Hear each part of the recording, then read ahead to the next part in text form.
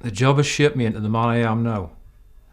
And as hard as it was, I would go back tomorrow, if I could.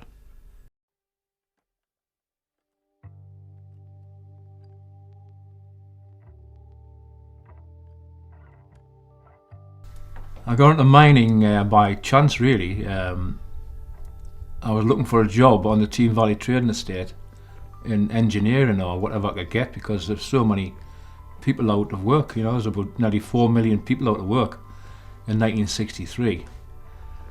And I was coming back home and saw this colliery, and I just went in and saw the training officer and asked him if he had any jobs, and he said, "Come in, son, sit down and sign this piece of paper." And then that's when I started the pit.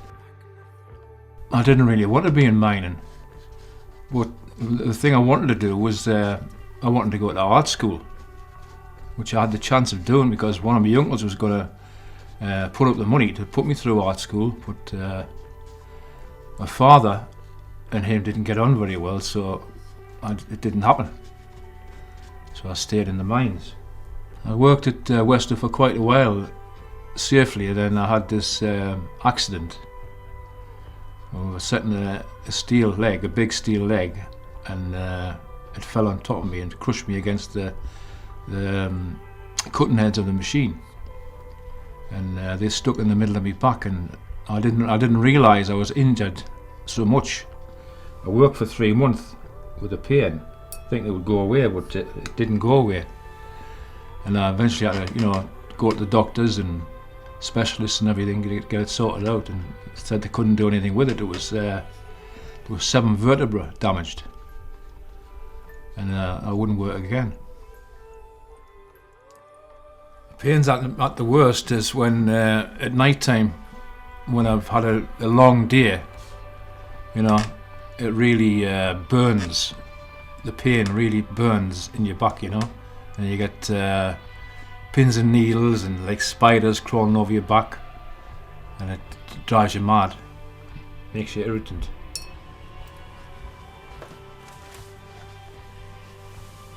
Being off work all the time it drives you around the bend, because you need something in your life to keep you occupied, and when you're stuck in the house all day, you're climbing the walls. But I found art again and joined an art class, and the social thing, was very good, and we went on outings painting, and we got professional painters in to give us demonstrations, and that saw me through. The first colliery I started, that was the Ravensworth colliery, where the Angel of the North is now. The Angel of the North, when I first saw it, I didn't really like it very much. I think most people didn't like it very much, but through time, it's grown on you. It's part of the Northeast now. It's what you look for when you come back home, isn't it? I would like to go and visit it sometime and see what the old site of the pit looks like. See if there's any remnants of the pit left. So I hope to visit that sometime in the near future.